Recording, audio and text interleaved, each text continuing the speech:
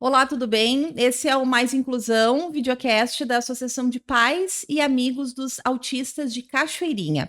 O episódio de hoje tem o apoio da Physical Center. Obrigado, a Physical Center, pelo apoio à causa autista.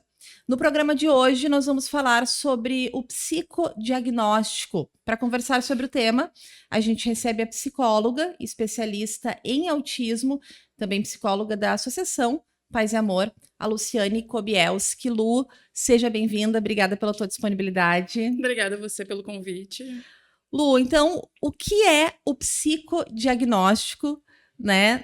A gente sabe, como família atípica, que é uma ferramenta que às vezes é demandado, né, pela área da psicologia aí para as famílias, e a gente começa então querendo entender, né, o que é o psicodiagnóstico. Então, o psicodiagnóstico, ele é um processo avaliativo, né, que ele tem o objetivo de esclarecer questões, né, emocionais, sobre o comportamento, né, daquele indivíduo, né, um combo composto de observações clínicas, entrevistas, testagens, né, e a partir de tudo isso, né, lá no final ele vai levantar a hipótese diagnóstica, né, que normalmente é a resposta a uma demanda que vem ou por busca espontânea da família, ou por um encaminhamento de algum profissional, neuro, TO, psicopedagogo, às vezes acontece também.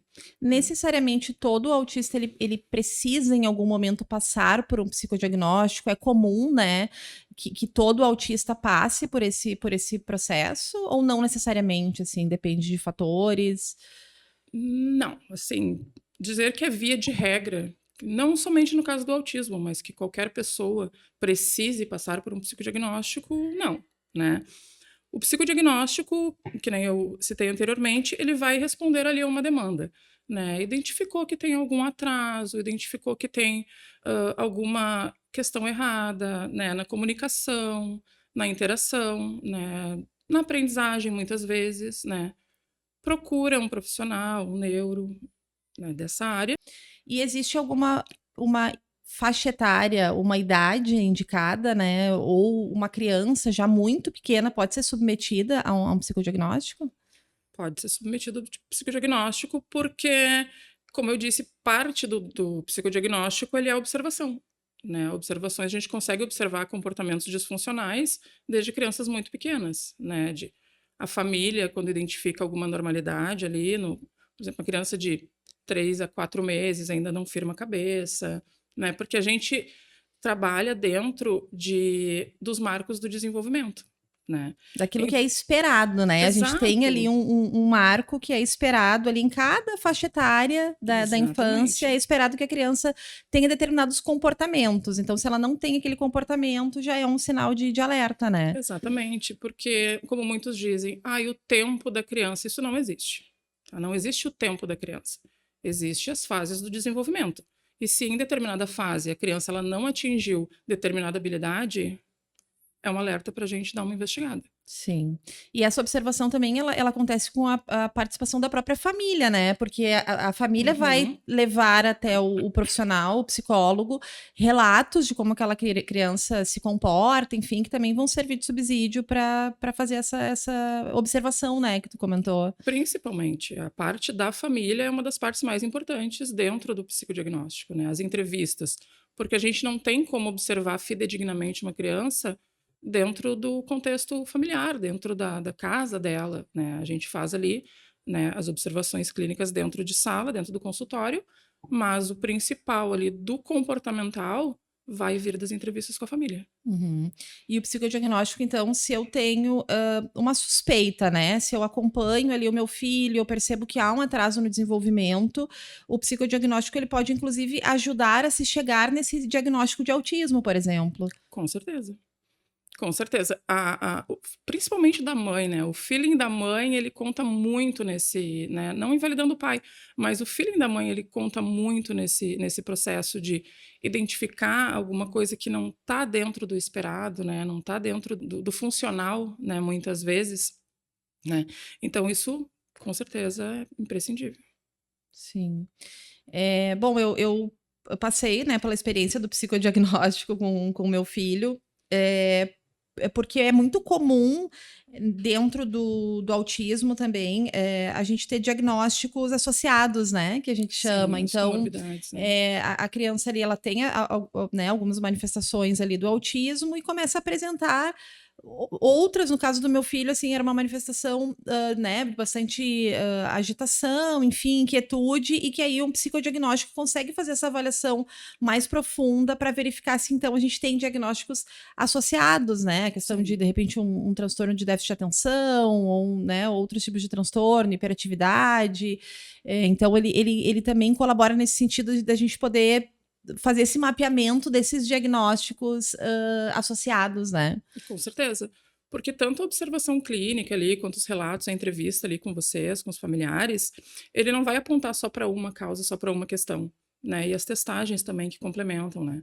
Eles vão trazer toda e qualquer parte ali de dentro que está disfuncional, né? Na verdade, a testagem que complementa o psicodiagnóstico, ela também vai apontar não só algum transtorno, alguma coisa assim, mas alguma parte que ele é mais funcional, que ele se destaca mais, e outras que nem tanto, que é nessas que a gente normalmente foca para lá na hipótese final trazer, né? Sim, e aí tu consegue então daí fazer uma melhor intervenção ou sugerir uma melhor intervenção para o profissional que acompanha aquele indivíduo, né? Para que ele possa então desenvolver melhor alguns aspectos que no psicodiagnóstico aparecem que ainda não estão bem desenvolvidos, assim, é mais ou menos nessa lógica. Com certeza, porque o psicodiagnóstico, na verdade, ele é norteador, né? Na verdade, a intenção, a ideia não é de trazer um rótulo para essa criança, né? É nortear para uma melhor intervenção, né? Para trazer para aquele profissional que vai fazer o tratamento dessa criança, na verdade, a equipe multiprofissional, né? Porque não é só um profissional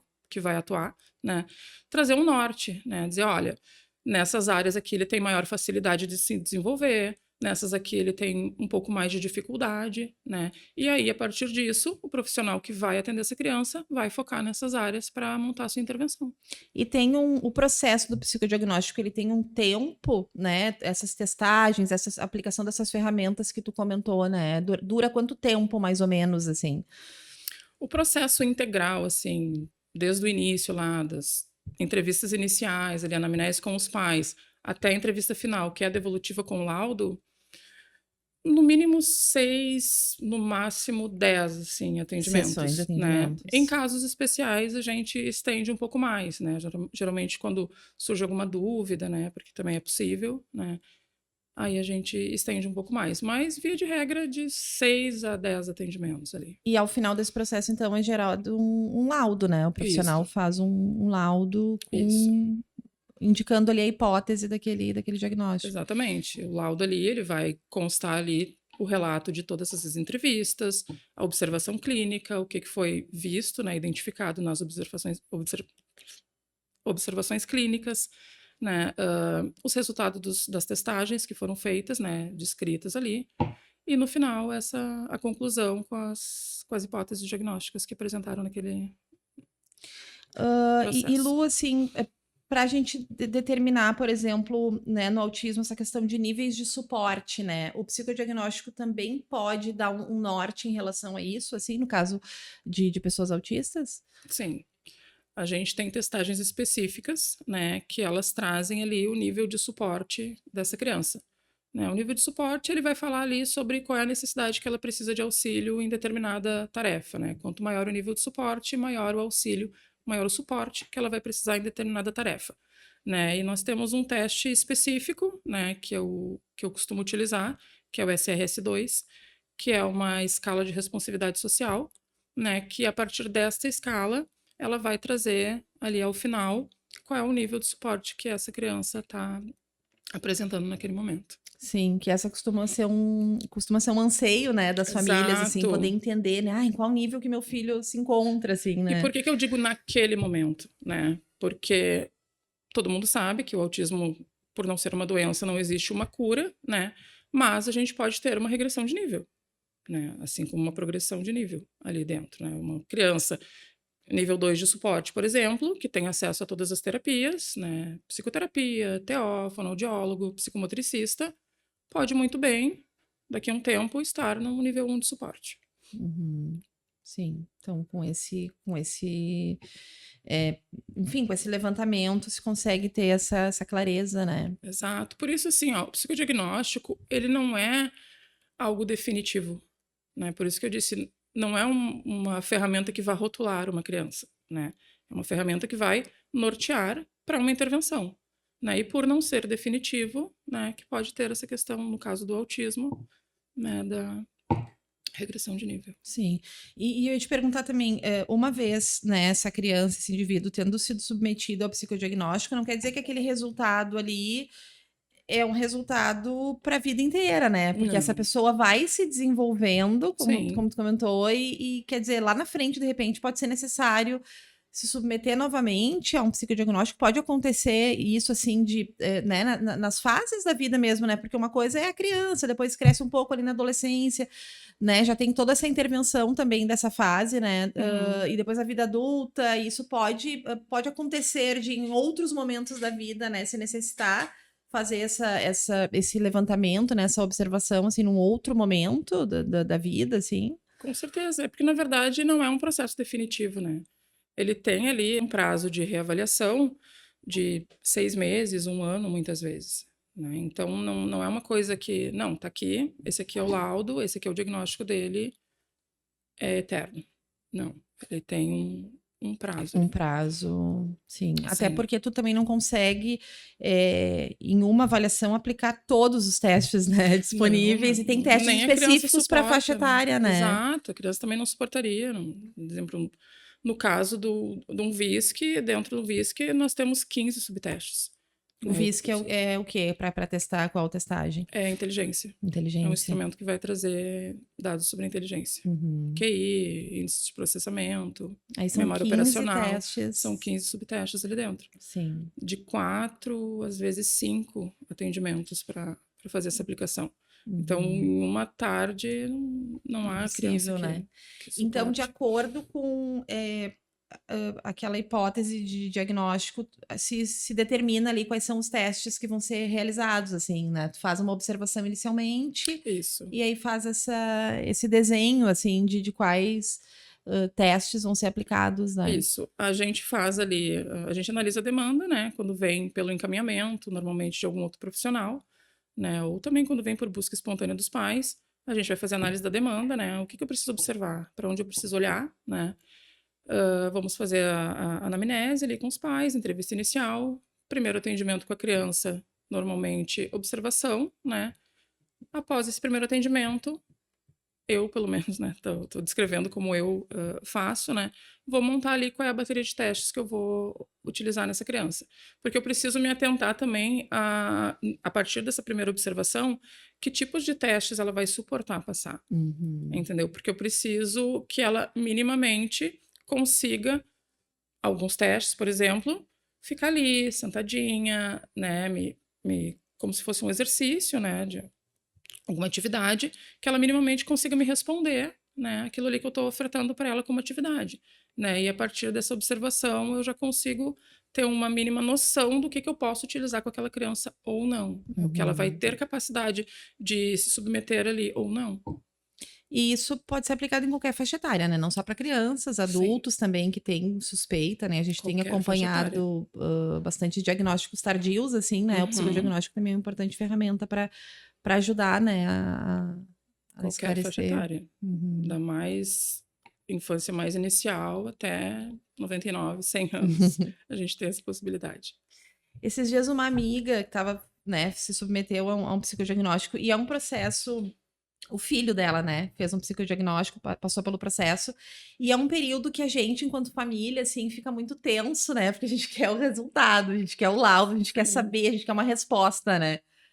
E aí, enfim, ela passou por todo aquele processo, e aí no final, no dia, né, que ela foi ter essa devolutiva, assim, que é um dia realmente com bastante ansiedade, assim, né, ela depois me chamou e falou: "Ai, o laudo deu inconclusivo", né. Sim. E dá uma frustração, assim, né, enquanto família, assim, porque é isso, a gente quer às vezes ter respostas, né, para aquilo que a gente observa ali de uma forma, assim, ainda, né, sem ter muita noção, assim, em casa, mas aquilo que a gente vai observando no dia a dia ali, Isso pode acontecer, né, dentro de uma avaliação, assim, e por que, né, que acontece, assim, de um laudo, ser inconclusivo? Pode acontecer, né. Eu ainda não tive acesso e não peguei nenhuma avaliação que tenha me dado um laudo inconclusivo, mas existem alguns fatores, né, para que esse laudo lá no final seja inconclusivo. Por exemplo, nas entrevistas iniciais, muitas vezes uma criança na idade escolar, né, a gente pede um parecer descritivo da escola, né, ou se a criança está fazendo acompanhamento com um psicopedagogo, né, a gente pede ali um parecer desse profissional, faz as entrevistas com a família, faz observação com essa criança, faz as testagens, né, tudo.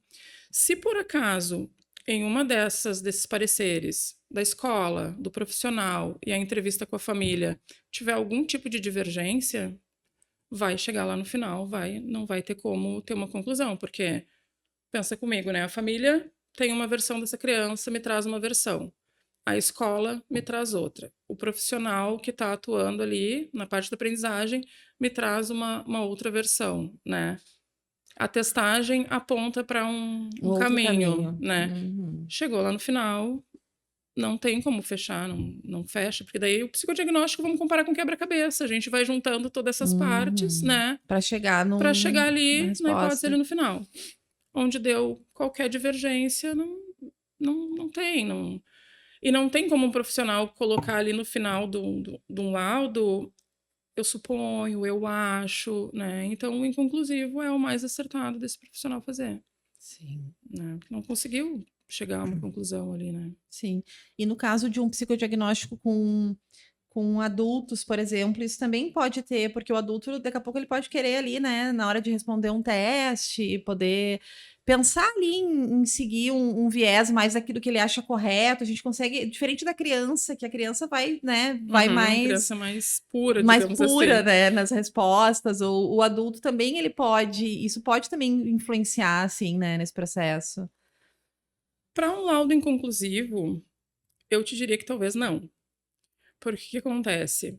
Por mais que no adulto ali a gente tenha as entrevistas, que ele possa tentar mascarar alguma coisa, a gente tem algumas testagens assim psicométricas, né, mais quantitativas, a gente também tem a parte projetiva, né, que são testes projetivos, né, que vão falar sobre a personalidade, sobre características, que nessa etapa não tem como ele burlar, Sim. né? Eu vou te dar um exemplo de dois testes. Nós temos o HTP, que é aquele da casa, árvore e a pessoa, para ela Uhum. fazer um desenho.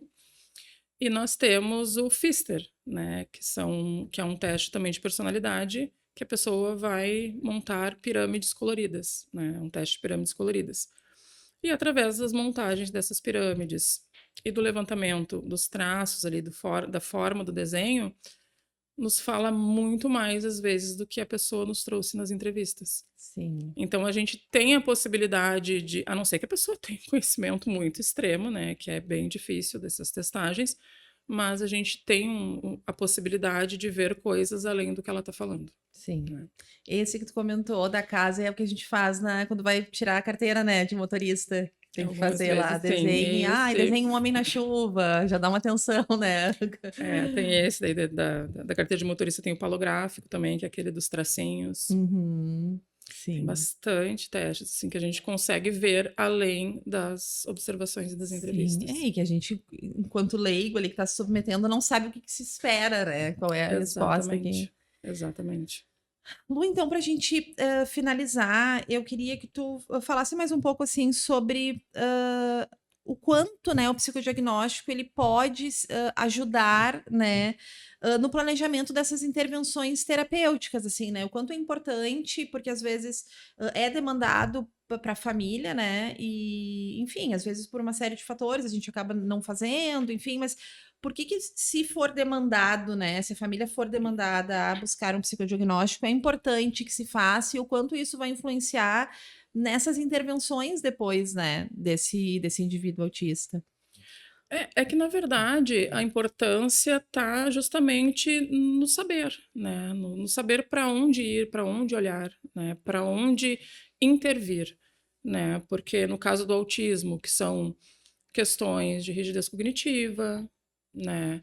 Interação social, Então, tu tendo elucidado ali essas tuas dúvidas, né, fica muito mais fácil para a família, para o profissional, olhar para onde vai intervir, né, ver aonde que vai buscar auxílio, né, para essa criança. Até no caso do meu filho, né, que havia uma suspeita ali de uma hiperatividade associada, assim, ao autismo, e foi importante ter esse retorno no psicodiagnóstico, porque daí a gente consegue, por exemplo, fazer uma intervenção medicamentosa, né, consegue trabalhar com outras intervenções que, de repente, antes nem eram cogitadas, assim, né, e o psicodiagnóstico dando essa clareza, assim, eu vejo muito o psicodiagnóstico como isso, assim, parece que ele clareia um pouco, né, a nossa visão, assim, e daí a gente consegue fazer essas intervenções mais precisas, assim, né? Exatamente, daí tu vai ter uma intervenção focada na necessidade real dessa criança, Uhum. né, porque vai trazer ali, que nem eu cheguei a mencionar, né, aonde ela se destaca mais, onde ela tem mais facilidade de aprender, de interagir, e aonde ela tem mais dificuldade, né, e aí a gente vai focar exatamente ali na área onde ela realmente precisa, né. Então essa eu acredito que seria a importância geral de tu ter um diagnóstico, de tu ter um norte, de tu ter para onde olhar, né, no caso dessa criança. Perfeito. Bom, então hoje nós conversamos um pouco sobre o psicodiagnóstico, recebendo a psicóloga especialista em autismo, Luciana Kobielski.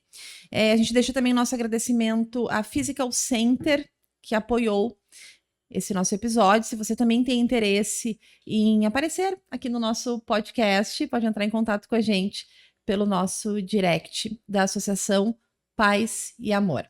Muito obrigada pela companhia e até o próximo programa.